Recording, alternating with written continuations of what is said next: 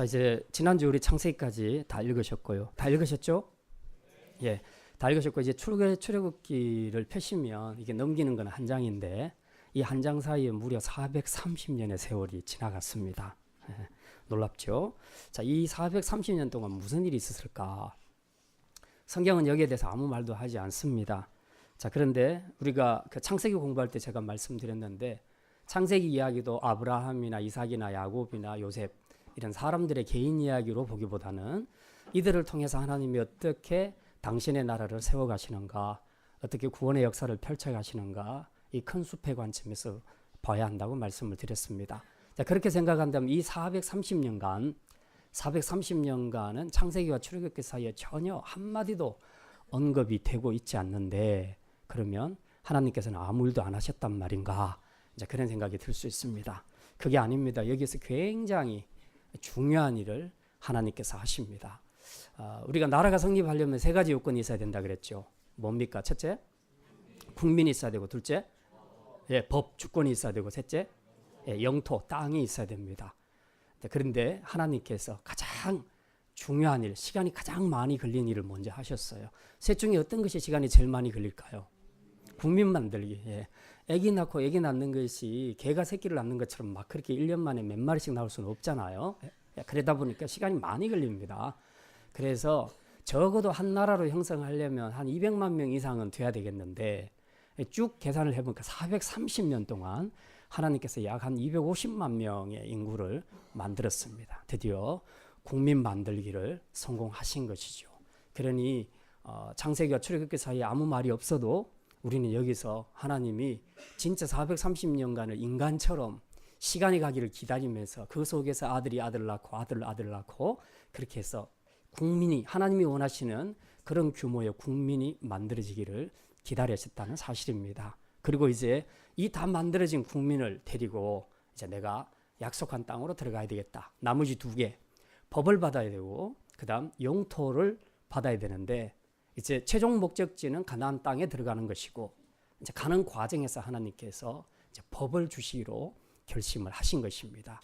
그것이 바로 시내산에서 이루어지게 됩니다. 네, 여러분이 이번 주 출애굽기를 읽으시게 되면 이제 출애굽하는 과정, 10가지 재앙 이런 것들을 거치고 홍해 바다를 건너서 이제 광야를 지나서 이 시내산에 도착하게 되는, 그리고 시내산에서 머물면서 이제 하나님과 관계를 맺는 것이 나오게 되는데 출애굽기를 읽으실 때 기억해야 될 세 가지 포인트가 있습니다. 출애굽기에서는 이 세 가지 내용이 다 구성을 하고 있다. 그게 뭐냐? 첫 번째는 시내산에서 하나님과 언약을 맺는 것입니다. 이게 창세기 19장 20장에 나오는데요. 하나님께서 빽빽한 구름 가운데 시내산에 임하셔서 모세를 부르시고 이제 모세를 이스라엘의 대표자로 해서 언약을 세우시는 내용이 나옵니다. 이제 내가 너희의 하나님이 되겠다. 너희는 나의 백성이 되라. 그래서 너희의 인생을 책임지겠다. 너희를 통해서 제사장 나라를 세우겠다 하는 언약을 주시는 내용이 있고요. 두 번째는 하나님께서 이제 그 중요한 주권, 법을 주십니다. 어쨌든 나라, 국민이 서려면 법에 의존해서 살아야 되는데 그 국가를 세워가는 가장 확실한 기동력이 법입니다. 그래서 이 백성이 중구난방으로 제멋대로 사는 것이 아니라 하나님이 주신 법을 따라 제사장 나라로 바르게 세워지도록 하기 위해서 하나님께서 법을 주십니다. 십계명과 함께 여러 가지 율법들을 주시는 내용이 이제 있고요. 그다음 마지막에 출애굽기 20장부터 마지막 40장까지는 이제 하나님이 성막을 만들라고 말씀합니다. 그래서 이스라엘 백성들이 성막을 만드는 이제 그런 내용들이 기록이 되어 있죠. 그래서 이 출애굽기를 형성하는 이 세 가지 시내산 언약, 그다음 법 받는 거, 그다음 성막 만드는 거, 이 세 가지만 잘 기억하시면 여러분이 큰 관점에서 출애굽기는 이런 스토리구나 하는 것을 이해할 수 있게 됩니다. 자, 근데 이제 오늘은 이렇게 엄청난 한민족을 이끌고 애굽을 탈출해서 가나안 땅으로 가는 그 엄청난 구원의 프로젝트 속에서 누가 실질적인 리더가 돼서 이들을 인도할 수 있겠는가 하는 그런 문제가 있죠. 그래서 하나님은 모세라는 사람을 점 찍었습니다. 그래서 하나님 모세를 불러내십니다. 그리고 모세에게 말씀하셔서 네가 이 일을 좀 했으면 좋겠다. 이제 하나님께서 그렇게 말씀하시는 내용이죠. 오늘 본문에 있는 내용은 뭐 조금 다른 각도에서 이상하게 아주 신비한 느낌이 들 수도 있지만 결론은 그 이야기입니다. 자, 근데 우리가 이제 교회 일을 할 때도 그렇고 또 세상 일을 할 때도 마찬가지고 심지어 학생들이 공부할 때도 마찬가지인데 어떤 일을 잘해내는 사람들을 보면은 대부분 열심히 하는 사람들이 잘해내는 것도 맞습니다. 근데 그 사람들이 왜 그렇게 어려운 환경 속에서도 잘 이겨내고 열심히 하는가를 보면요. 한 가지 이유가 있습니다. 그게 뭘까요? 그 일을 하는 목적과 동기입니다. 그 동기가 분명한 사람, 자기 안에 그 일을 해야 하는 그런 동기가, 목적이 확실하게 심어진 사람들은 다른 어떤 환경에도 불구하고 끝까지 그것을 잘 이겨냅니다. 그러니 학생들도 공부 잘하는 학생들 열심히 하는 애들을 보면 이 공부하는 동기가 뚜렷합니다. 뚜렷한 아이들은 열심히 잘해요. 근데 그렇지 않으면 왜 공부해야 되는지 이유를 몰라요. 그러니까 학교 가서 내가 왜 이 과목을 공부해야 되지? 왜 다른 사람은 들러리를 해야 되지? 자꾸 이런 생각이 드는 겁니다. 그 참 안타까운 일인데, 그래서 우리 부모들이 신경 써줘야 될 것은 뭐 1등 하라 100점 맞으라 이 이야기가 아니고요. 얘네들이 왜 공부를 해야 하는가 하는 그 학습 동기를 제공을 해줘야 되는 겁니다. 그것도 신앙적으로, 신앙인들은 하나님 앞에서 하나님이 내신 학문이다. 그리고 이걸 통해서 너는 하나님 앞에 영광 돌리는 삶을 살아야 된다. 그렇게 해서 좀 구체적으로 이 아이들이 하나님 앞에서 하나님의 자녀로 내가 왜 학교에서 공부를 해야 되는지, 또 왜 내가 어떤 직장에서 열심히 일을 해야 되는지 하는 그런 동기들을 확실하게 부여를 해줘야 되는 거죠. 그렇다면 하물며 이런 한 민족을 이끌고 지금 엄청난 단위로 이렇게 대탈출을 해야 되는 이런 구원의 큰 프로젝트를 맡는 일에 있어서 이게 그냥 억지로 맡긴다고 억지춘향처럼 이 사명을 감당할 수 있겠는가? 그거는 어렵다는 겁니다. 분명히 여기에 모세라는 사람을 하나님이 불렀으면 그에게 어떤 동기가 주어져야 됩니다. 아, 이건 정말 내가 해야 할 일이구나. 내가 아니면 안 되겠구나. 그리고 나는 어렵고 힘들더라도 나는 끝까지 이것을 해야 되겠구나 하는 그런 동기가 자기 안에 부여가 돼야 된다는 거죠. 오늘 본문은 하나님께서 모세에게 동기를 부여하시는 그런 장이라고 볼 수 있습니다. 그래서 여기 보게 되면은 이제 우리가 잘 아는 결론적으로 말하면 이 사건은 하나님께서 모세에게 자신을 드러내는데 무려 430년 동안 자신을 드러내지 않으셨다가 이제 처음으로 모세라는 개인 한 사람한테 하나님께서 자기를 드러내십니다. 보니까 어떻게 드러냅니까? 나는 너희 조상 아브라함의 하나님, 이삭의 하나님, 야곱의 하나님이다. 너 말로만 들었지. 그런데 그 들은 그 하나님이 바로 나야 라고 하나님이 모세에게 나타나신 겁니다. 그리고 이 사건을 통해서 모세는 하나님을 개인적으로 만나고 체험하고 그리고 그 체험 속에서 하나님의 부르심, 소명을 갖게 된다는 것입니다. 그래서 이 사건은 굉장히 중요한 사건이에요. 어떻게 보면 출애굽 사건에서 10가지 재앙보다도 어쩌면 이게 더 중요한 사건일 수도 있습니다. 그래서 일명 이것을 이름하여 호렙산 뜰기나무 사건이다. 이제 그렇게 표현하기도 합니다. 성경에 보면 호렙산도 나오고 시내산도 나오는데 다 같은 산입니다. 학자들의 얘기는 전체적으로 산을 이야기할 때는 호렙이라고 말하고 이제 좀 그 상부로 올라갔을 때는 시내산이라고 얘기한다. 뭐 이런 주장도 있습니다만 어쨌든 한 가지 분명한 건 호렙산이나 시내산이나 동일한 산이다. 여러분이 읽으시면서 그걸 좀 기억했으면 좋겠습니다. 자, 그러면 이제 모세가 신체험, 소위 개인적으로 하나님을 만나는 이제 이런 신비한 경험을 하게 되는데요. 자, 이 과정을 우리가 조금은 알고 이제 오늘 말씀을 생각했으면 좋겠습니다. 자, 모세가 지금 원래 태어나기는 히브리인으로 태어났지만 그 유아학살 사건들 때문에 결국은 바로 공주의 손에서 자라게 되지요. 그리고 거기서 그 왕자의 후계자로서 40년간 아주 최고의 엘리트 교육을 받게 됩니다. 자, 이런 그 탁월한 스펙을 가지고 있음에도 불구하고 자신은 늘 히브리인이라는 정체성을 가지고 있었습니다. 근데 어느 날 보니까 애굽의 그 노동을 시키는 그 사람이 지금 자기 백성을 학대하는 것을 봤거든요. 그래서 못 참아서 자기가 돌로 그 사람을 쳐 죽이게 되죠. 그리고 나중에 이 사건이 들통나서 결국은 살인자로 이제 지명수배를 받게 되고 그래서 결국은 미디안 광야로 멀리 이제 도망을 가게 됩니다. 그곳에 가서 나중에 그 결혼하게 될 시보라라는 여자를 만나게 되죠. 이제 가정을 이루고 양치기로서 살아가는데 무려 40년간을 살아가게 됩니다. 그러면 지금 나이가 몇 살일까요? 80세예요. 예. 40세까지 왕자 교육받고 그리고 40년 동안 미디안 광야에서 은둔 생활을 하면서 양치기 생활을 합니다. 80세. 예. 그때 80세나 지금 80세나 별로 차이가 없어요. 예. 지금 80세 된 어느 날 그가 양떼를 치면서 우연히 호렙산에 이르게 되는데 거기서 아주 신기한 광경을 발견하게 되는 겁니다. 그게 뭐냐면 보니까 눈앞에 떨기나무가 있는데 이 떨기나무에 불이 붙었는데 보통 우리 불이 붙으면 이제 그 불들이 나무 가지들을 다 태우게 되지 않습니까? 그래서 재가 되지요. 근데 이 나무 가지들이 타지를 않는 거예요. 그냥 그대로 멀쩡하게 있고 불꽃은 계속해서 그 나무에 붙어 있는 겁니다. 그래서 이거 참 신기하다. 도대체 무슨 일인가? 그래서 이제 모세가 그 가까이로 가게 되죠. 가는데 그때 하나님께서 불꽃 가운데서 이제 말씀하시는 겁니다. 모세야, 가까이 오지 마라. 너 가까이 오면 죽어. 그리고 네가 선 땅은 거룩한 땅이니 네 발에서 신을 벗어라. 모세가 신을 벗으니까 그때 말씀합니다. 넌 지금 나를 잘 모를 건데 나는 네가 너희 어머니 요게벳에서 배운 너희 조상의 하나님 아브라함과 이삭과 야곱의 하나님이다. 그렇습니까? 내가 말로만 들었는데 그래 내가 그 하나님이다. 그런데 내가 너한테 할 말이 있다. 뭡니까? 내 백성 이스라엘이 지금 너무 고난받고 있으니 내가 이 백성을 이제 구원해야 되겠다.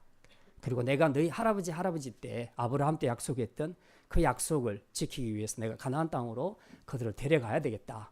그런데 네가 그 일을 좀 앞장서서 해줘야 되겠다. 이제 모세에게 하나님께서 그런 사명을 주시는 내용이 기록이 되어 있습니다. 모세로서는 어머니로부터 늘 그 조상의 하나님 아브라함과 이삭과 야곱의 하나님에 대해서 듣긴 들었지만 한 번도 본 적이 없어요. 한 번도 본인이 개인적으로 경험한 적이 없습니다. 그러다 보니까 지금 굉장히 어떻게 보면 낯설고 생소한 거예요. 430년 동안 아무 말씀도 안 하셨던 하나님이 어느 날 갑자기 모세에게 나타나서 내가 그 하나님이라고 얘기했을 때 얼마나 당황했겠습니까? 많이 놀랐겠죠. 어쨌든 난생 처음으로 이 떨기나무 아래에서 이 모세는 하나님을 만나고 체험하게 됩니다. 이게 모세가 경험한 최초의 신경험이라고 할 수가 있겠습니다. 어쨌든 굉장히 특별한 경험이고 굉장한 감동으로 평생에 그의 머릿속에 마음속에 남아있을 겁니다. 그런데 이 떨기나무 사건, 모세의 신경험 사건이 우리가 출애굽기 전체를 이해하는데 굉장히 중요한 맥락이 될 수 있다 하는 것을 우리가 알아야 됩니다. 그러면 도대체 모세의 신경험 사건이 어떤 의미에서 중요한가? 오늘은 그것을 말씀을 좀 생각을 하려고 합니다. 그래서 오늘 떨기나무에서 만난 하나님 하는 말씀의 제목으로 이 사건에 담겨있는 의미를 우리가 함께 살펴보겠습니다. 첫째, 떨기나무 불꽃 사건은 하나님이 이스라엘과 함께 하심을 의미합니다. 한번 따라합시다. 하나님이 이스라엘과 함께 하심을 의미합니다. 떨기나무는 당시 시내산, 호렙산 또 그 아래쪽 광야에서 보면은 이제 많이 발견할 수 있는 일종의 가시덤불과 같은 이제 그런 나무입니다. 뭐 보기도 정말 볼품도 없고 막 구불구불하고 뒤틀리고 이제 이런 그리고 실제로 쓸모도 별로 없는 이제 그런 나무들입니다. 그런데 이 나무들이 가끔 그 사막지대에서 보면 건조한 그런 사막지대 광야지대에서 보면 누가 불을 안 붙여도 자기들끼리 부딪혀서 불이 일어나는 이제 그런 경우들이 있죠. 가끔씩 이 떨기나무에서 이런 현상들이 일어나기도 합니다. 그러나 누가 불을 붙였건 안 붙였건 관계없이 떨기나무에서 불이 붙으면 얼마 지나지 않아서 그 나무는 다 타버리고 없어지게 됩니다. 근데 여기 오늘 본문에 보면은 전혀 그렇지 않다는 거죠. 자, 아주 이 못생기고 쓸모없는 이 떨기나무, 가시덤불, 이 나무에 하나님이 임재하셨다는 것은 무엇을 의미하는가 하는 것이죠. 이것은 지금 이스라엘과 함께함을 의미합니다. 이스라엘이 이처럼 못생기고 볼품없는 그런 떨기나무와 같다. 지금은 애굽에서 노예 종살이를 하고 있지요. 그래서 여기에 무슨 특별한 귀한 것이 느껴지지 않습니다.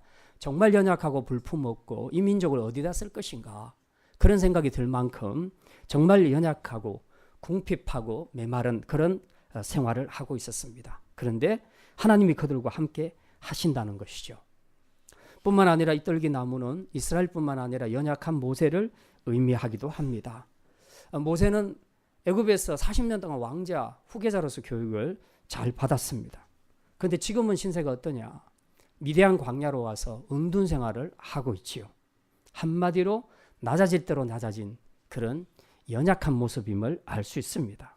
자, 이런 모세에게, 이런 볼품없는 그런 모세에게 오늘 하나님이 불꽃으로 나타나셨습니다. 그리고 모세에게 임하시면서 타지는 않으면서도 계속 불은 올라오게 되는, 불타오르는 바로 그런 모습을 통해서 이제 장차 내가 너와 함께 하게 되면 너는 타지 않고 대신에 내 구원의 불꽃이 이 이스라엘을 구원하게 될 것이다 하는 그런 메시지를 지금 주고 있습니다. 이제 이런 거하고 비슷한 것이죠. 마치 하나님이 모세에게 이런 말씀을 하는 것과 같습니다. 모세야, 너 지난 40년 동안 어떻게 살았냐? 너 애굽에서 애굽의 후계자로 그렇게 살았을 때에 네가 그래도 히브리인이라고, 이 하나님의 백성이라는 정체성을 가지고 네 백성을 위한다고 한 일이 그저 네 혈기로 사람을 돌로 쳐서 죽인 거 아니었냐? 너는 네 방식으로 네 몸으로 불태워서 나의 일을 하려고 했지만 결과적으로 남은 게 뭐냐? 너는 미디안 광야로 도망왔고, 그리고 마치 타다가 남은 재처럼 너는 그렇게 이렇게 참 초라하게 지금 살고 있지 않느냐? 지금 그렇게 말씀합니다. 구원의 일은, 하나님의 일은 너처럼 몸 태워서 불태워서 의지를 불태워서 하는 것이 아니다. 이거는 네가 할 일이 아니고 내가 할 일이다. 하나님께서 그렇게 말씀합니다. 비록 네가 이 떨기나무 같이 보잘것없고 연약하다 할지라도 내가 능력의 불꽃으로 너에게 임하며 너를 태우지 않고도 사르지 않고도 나는 꺼지지 않는 이 불꽃으로 이스라엘을 구원시킬 것이다. 구원시킬 수 있는 전능한 하나님이다. 이렇게 말씀하시는 것입니다. 그래서 말하자면 하나님은 지금 이 불떨기나무와 같이 연약하고 보잘것없는 이 이스라엘과 모세를 향해서 내가 너희와 함께함으로 너희가 타버리는 방식이 아니라 내가 끄지지 않는 불꽃으로 그 능력으로 이스라엘을 구원할 것이다 하는 그런 메시지를 확실하게 주고 있습니다. 우리가 종종 교회와 하나님 나라를 섬겨가는 과정에서 정말 힘을 다해서 열심히 일하는 일꾼들이 있습니다. 열심히 일을 하는데도 불구하고 때로는 자기 안에 밀려오는 공허함이 있고, 그리고 힘들고 고단하다는 생각이 들 때가 있습니다. 그건 지극히 인간적으로 정상적으로 느끼는 것이라고 할 수 있습니다. 그런데 그런 것들이 심해져서 결국은 사역을 내려놓게 되고, 또 우리가 믿음의 길을 가다가도 그것을 포기하게 되는 이유가 무엇인가 하는 것입니다. 그게 바로 이 모세처럼 자기 몸으로 자기 의지로 불태워서 일을 하려고 하니까 그런 문제가 생기는 것입니다. 하나님의 일은 그렇게 하는 것이 아니라 하나님의 능력에 불꽃이 임해야 된다.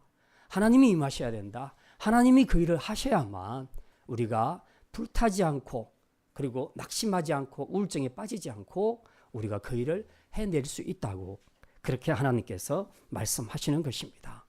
우리 새해는 떨기나무처럼 연약한 자신을 보면서 나는 정말 아무것도 할 수 없어 라고 좌절하거나 낙심하거나 스스로 포기하는 것이 아니라, 또 모세처럼 그냥 자기의 스펙, 힘만 믿고 자신을 불태우는 그런 육의 방식으로 일할 것이 아니라 연약한 나와도 함께 하시는 그 하나님, 그 불꽃으로 이제 타지 않도록 함께 하시는 그 하나님을 신뢰함으로써 내가 아닌 그분의 능력의 불꽃으로 지속적으로 우리의 믿음의 길을 걸어가고, 또 우리에게 맡겨주신 사역을 잘 감당할 수 있는 우리 일꾼들이 다 되시기를 주님의 이름으로 축원합니다.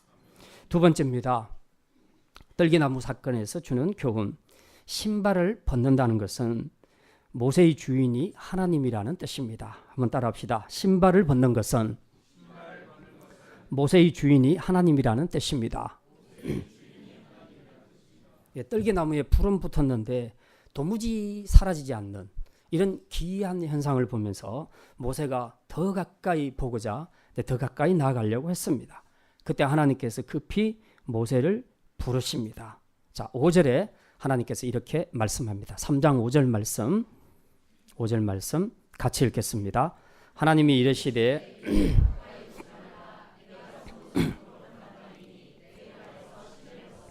예, 하나님이 모세를 가까이 오지 못하게 하셨는데, 그리고 또 신발을 벗게 하셨는데 도대체 그 이유가 뭘까? 왜 신발을 벗으라 했을까 하는 얘기입니다. 자, 신발을 벗게 한 데는 두 가지 이유가 있습니다. 하나는 거룩하신 하나님 앞에 있기 때문에 신발을 벗어야 한다는 사실입니다. 지금 이 떨기나무는 단순한 나무가 아닙니다. 하나님이 임재하셨으니 거룩한 나무죠. 레위기를 읽어보시면 거룩한 것이 접촉하면 거룩해지고 부정한 것이 접촉하면 부정해진다고 했습니다. 거룩하신 하나님이 함께 하시면 그곳이 거룩한 장소가 되고, 거룩한 하나님이 함께 하시면 그 물건이 거룩한 물건이 되는 것입니다. 그런 의미에서 이 떨기나무는, 또 떨기나무가 있는 이 땅은 거룩한 곳이라고 할 수 있죠. 그러니 이 거룩한 곳 앞에서 죄인인 모세가 감히 신발을 신고 서 있을 수 있는가 하는 겁니다. 더군다나 신발이 의미하는 것은 뭡니까? 신발은 다 우리 죄를 의미합니다. 우리는 신발을 신고 죄악된 장소를 두루 다니기도 하고, 신발을 신고 다니면서 여러 가지 죄악된 행위를 하기도 합니다. 그러니 우리가 밟는 장소들이 전부 다 죄로 물든 그런 땅을 밟고 돌아다녔다는 거죠. 그러니 이 신발에는 온갖 갖가지 그 냄새나는 더러운 먼지나 이런 때, 이런 것들이 영적으로든 육적으로든 끼어 있다는 거죠. 그러니 거룩하신 하나님 앞에서는 이 오염된 신발을 신고 서 있을 수 없다는 겁니다. 그래서 하나님이 벗으라고 하신 것입니다. 또 하나는 신발을 왜 벗으라고 하셨는가? 신발을 벗는다는 것은 고대 근동에서는 네가 종이라 하는 그런 뜻입니다. 종들이 신발을 벗고 생활을 했습니다. 밖으로 여행을 나갈 때는 신발을 신지만 주인이 있는 집안에 머무를 때는 신발을 벗고 생활을 했다는 것입니다. 그래서 누군가가 어떤 대상 앞에서 신발을 벗어서 했을 때 나는 당신의 종입니다 하는 그런 사인이라는 것이죠. 결국 하나님께서 너에게, 모세에게 네가 신은 신발을 벗으라고 그렇게 말씀하신 것은 이제 너의 주인은 나다라는 것을 지금 상기시키고 있다는 것입니다. 그러므로 모세가 신발을 벗는 순간 그는 자신의 모든 것을 다 내려놓아야 합니다. 자신의 생각도, 자신의 의견도, 자아까지 모두 다 내려놓고 오직 주인 되신 하나님의 뜻을 따라야 하는 것입니다. 하나님이 모세에게 신발을 벗으라고 하신 말씀에는 또 이런 의미가 있습니다. 모세야, 신발을 벗어라. 이제 그 신발은 네 인생에서 끝이다. 너란 존재는 벌써 이제 죽었어. 지금까지 너는 공주의 아들로 왕자의 후계자로서 아주 멋진, 애굽에서의 멋진 명예의 신발을 신었다. 그리고 너는 다른 사람이 배우지 못한 높은 학문과 그리고 경험의 신발도 신었다. 다른 사람들이 오르지 못한 지위와 권세의 신발도 신었다. 이제 이거 끝이다. 다 벗어라. 그리고 너가 지금까지 이 미디안 광야에서 가졌던 낙심과 절망의 신발도 이것도 함께 벗어라. 그동안 네가 발로 밟고 다녔던 그 모든 것 이제 다 벗어라. 이제부터는 네가 이 신발을 신고 다닐 것이 아니라 네 발로 네 마음대로 걸어 다니는 인생이 아니라 내가 인도하는 거기를 너는 걷게 될 것이다. 하나님이 그렇게 말씀하시는 것입니다. 이게 바로 신발 벗고 사는 종의 삶이다 하는 것을 우리에게 보여주고 있습니다. 보통 이제 청년들이 직장에 들어갈 때 또 그 직장 경력자들도 마찬가지입니다만 직장에 입사하기 전에 맨 먼저 회사에 뭘 제출해야 됩니까? 예, 이력서를 제출하죠. 이제 이력서 한자가 그대로 풀면 발벌리 이, 그 다음에 신바닥력. 무슨 말입니까? 발로 밟아왔던 길, 그 흔적을 종이 한 장에다가 써서 내는 것이 이력서지요. 그래서 이 이력서를 가지고 심사위원들이 이제 사람을 평가하기 시작합니다. 물론 이제 대면에서 면접하는 것도 있지만 1차적으로는 이 서류, 이력서를 통해서 봅니다. 이걸 보면 출신 학교도 나와 있고요. 수상 경력도 나와 있고 그리고 스펙도 나와 있습니다. 그래서 이 이력서에 그럴듯한 한 줄 스펙을 넣기 위해서 오늘날 많은 대학생들이 적게는 수십만 원, 수백만 원에서부터 시작해서 수억 원까지 투자를 해서 외국 유학까지 갔다 오고 그렇게 하는 일들이 많습니다. 이게 지금 우리나라의 청년들의 현실입니다. 자, 근데 이력서로 말하자면 모세보다 화려한 이력을 가진 사람이 있을까? 없지요. 왕의 후계자로 모든 학문을 다 통달했습니다. 정치, 경제, 인문학, 과학, 철학, 천문학, 체육, 법 공부 안 한 공부가 없습니다. 왕이 될 사람이니까, 왕의 후계자였으니까 그 모든 학문들이 얼마나 대단했겠습니까? 스펙으로 말하면 이 모세를 따라갈 스펙을 가진 사람이 아무도 없다는 것입니다. 그런데 오늘 하나님께서는 이 화려한 스펙을 가진 모세에게 너 그 화려한 스펙의 신발을 다 벗어 던지라고 말씀하고 있습니다. 그거 다 필요 없다는 것이죠. 내 나라 일을 하는 데 있어서는, 영혼을 구원하고 또 세상을 구원하는 일에 있어서는 이런 세상의 화려한 스펙, 이력서 이런 건 필요 없다. 이제 너는 내가 인도하는 그 길대로 걸어가면 될 것이고 그것이 앞으로 내 스펙이 될 것이다. 그 이력은 내가 만들어주겠다. 하나님께서 그렇게 말씀하시는 것입니다. 그래도 우리 인생은 그렇습니다. 내가 내 신발을 벗을 때, 그리고 내 이력을 포기할 때에, 그리고 내 자아를 내려놓을 때에 나는 거의 내 존재의 의미가 사라지는 것 같은 그런 불안한 생각을 갖게 됩니다. 그래서 많이 상실하고 낙심하지요. 예수님이 부자 청년에게 말했죠. 네 모든 재산을 다 팔고 가난한 자들에게 주고 나를 따르라 했더니 이 청년이 어쨌다고요? 어떻게 하면서 돌아갔다? 근심하며 돌아갔다. 우리가 하나님 앞에서까지도 자신의 그 모든 이력을 내려놓는다는 것은 굉장히 힘든 결정이라는 것을 알 수가 있습니다.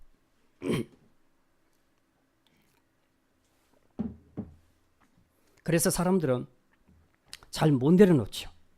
그런데 하나님 앞에서는 이런 자기 이력과 신발을 벗어야 비로소 그때부터 하나님의 일하심을 체험하게 된다는 것을 믿으시기를 바랍니다. 그러니 우리가 신발 벗는 것을 두려워하지 말라는 것이죠. 우리가 이력을 벗어 던지는 순간 하나님이 우리 가운데 함께 하실 것입니다.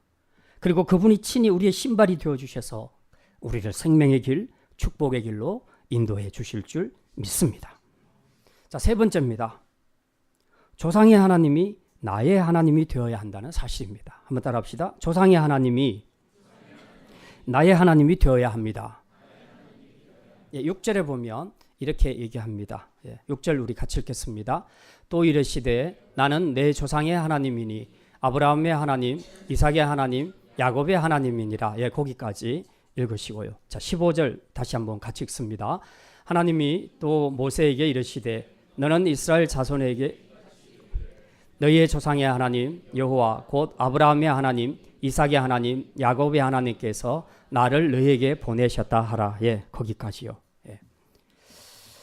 모세는 비록 애굽의 왕궁에서 자랐지만 참 감사하게도 어머니 요게벳이 유모인 척하고 들어가서 실제적으로 모세를 양육하게 되지요. 그래서 그 어머니 덕분에 본인이 히브리인이라는 정체성을 가지게 되고 또 아브라함과 이삭과 야곱의 하나님이 누구인지를 잘 들었습니다. 신앙교육을, 주일학교 교육을 잘 받았다는 얘기입니다. 그래서 늘 이 모세의 머릿속에는 항상 하나님이 누구신가, 그래서 어머니로부터 들었던 그 교육이 자기 머릿속에 정리가 잘 되어 있습니다. 문제는 이렇게 들은 하나님을 자기가 한 번도 경험한 적이 없는 겁니다. 한 번도 만나본 적이 없는 거예요. 언제나 어머니가 말씀해 주신 그 하나님만 머릿속에 지식으로 들어와 있습니다. 그런데 어느 날 느닷없이 호렙산 떨기나무 아래에서 그 하나님을 만나게 된 겁니다. 근데 그 하나님을 만났더니 누군가 했더니 그분이 스스로 말씀하시네요. 나는 네가 어머니께로부터 들은 아브라함의 하나님, 이삭의 하나님, 야곱의 하나님이다. 그래서 지금 네가 어머니로부터 배운 네 머릿속에 정리된 그 지식으로 아는 하나님이 지금 바로 너 앞에서 말하고 있는 하나님이다. 이 둘이 서로 다른 하나님이 아니라는 것을 확실하게 하나님께서 모세에게 지금 가르쳐주고 있습니다. 모세로서는 상당히 당황스럽고 놀라웠습니다. 왜? 귀로만 들었는데, 지식으로만 알았는데 그게 생생하게 내 앞에서 현장에서 그 하나님을 경험하게 되니 이게 얼마나 놀랍겠습니까? 그런데 이 하나님과의 만남을 통해 모세가 과연 하나님에 대해서 얼마나 알았다고 할 수 있을까요? 하나님의 음성을 들었다고 다 알았다고 할 수 있을까?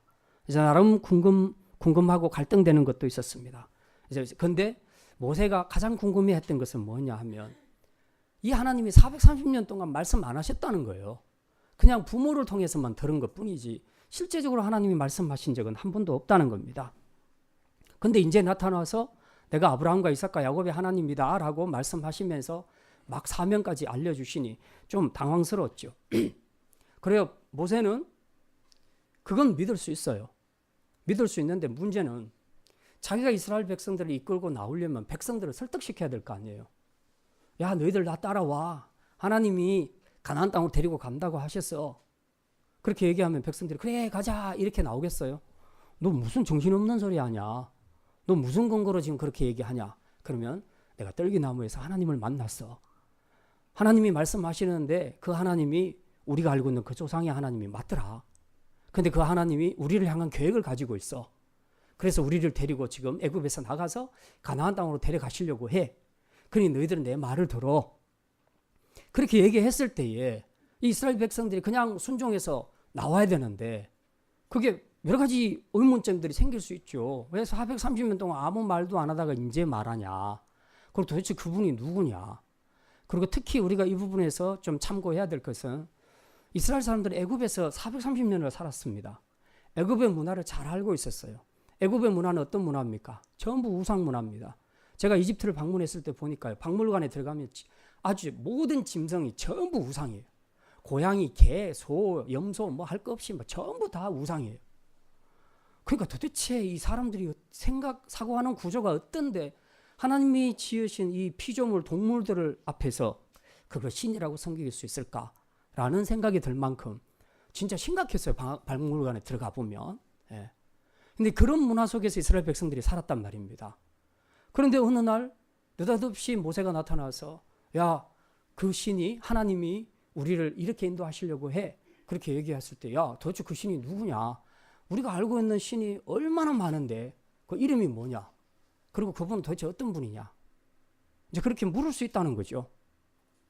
그래서 모세가 백성을 대표해서 미리 먼저 하나님 앞에 이제 그런 질문을 하는 겁니다. 그랬더니 하나님께서 어떻게 대답하십니까? 14절 말씀 우리 같이 읽겠습니다. 하나님이 모세에게 이르시되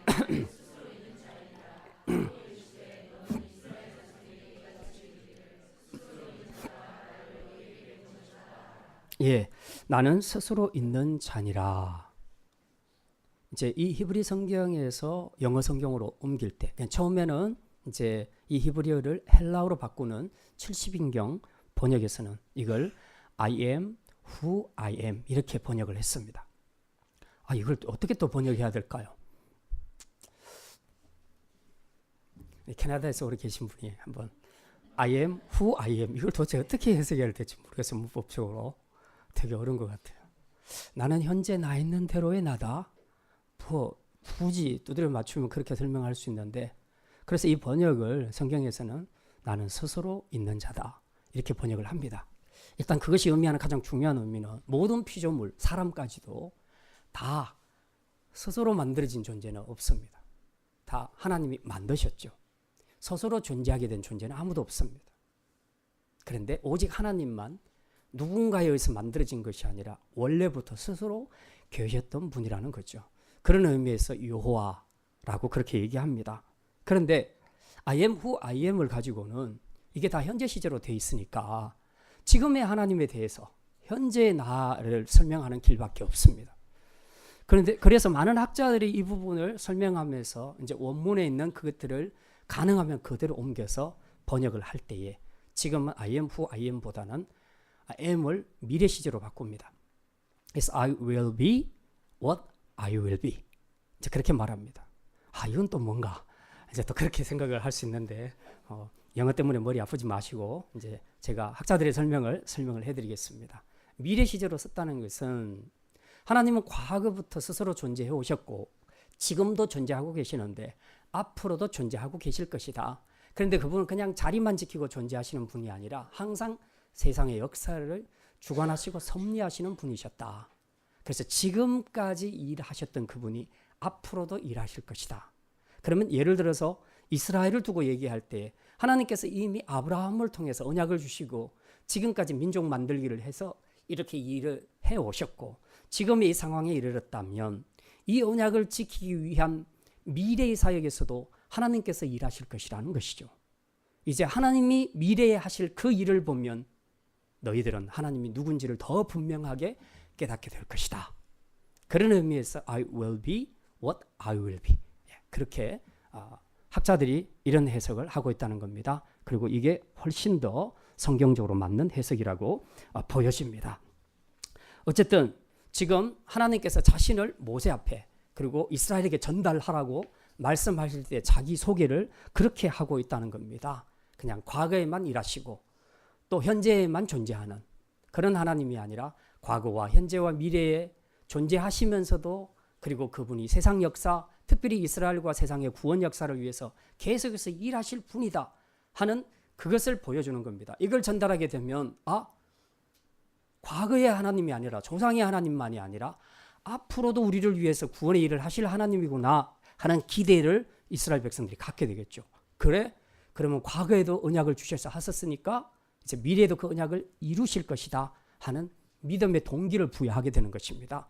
그래서 이스라엘 백성들이 모세의 결단을 따라 함께 움직이게 되었다는 사실이죠.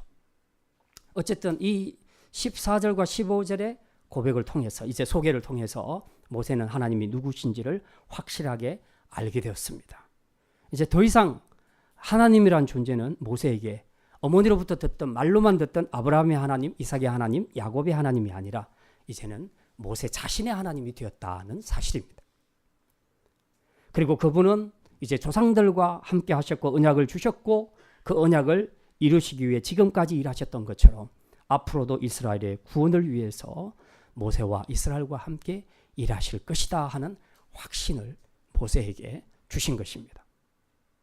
그래서 바로 이 뜰기나무 아래서의 하나님과의 만남 속에서 모세는 하나님을 자신의 여호와로 확신하게 되었고 이 확신에 근거해서 비록 자기는 부족하지만 말할 줄 모른다 하면서 그렇게 처음에는 사명을 부정했지만 결국은 하나님의 부르심 앞에 순종의 길로 나아가게 됐던 것을 우리가 알 수 있습니다.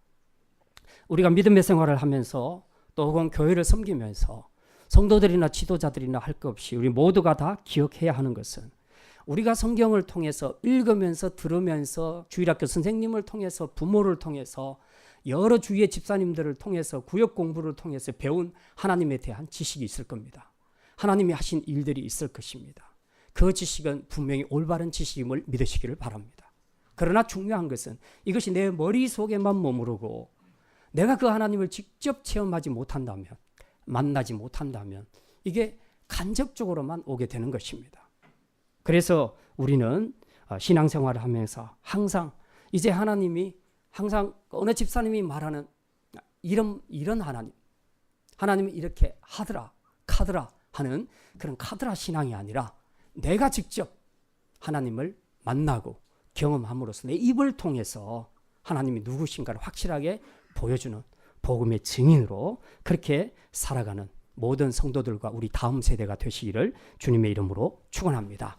자, 이제 말씀을 마치고 정리합니다. 모세가 경험한 신경험, 그 뜰기나무 불꽃 사건은 첫째, 전능하신 하나님이 연약한 이스라엘과 모세 그리고 오늘 연약한 저와 여러분과 함께 하심을 믿으시고 감사하시면서 이제 확신을 가지시고 그 능력의 불꽃에 의지하여서 믿음의 길을 걸어갈 수 있기를 바랍니다. 두 번째, 신발을 벗어라 했으니 이제 거룩하시고 우리의 주인 되신 하나님 앞에서 우리의 더러운 행실의 신발들 다 벗어버리고 또 세상적으로 우리가 스펙이라고 자랑하는 모든 인간적인 이력서들도 우리가 다 버리시고 오직 종으로서 주인 되신 주님이 우리 안에서 일하시도록 순종하는 삶을 사시기를 바랍니다.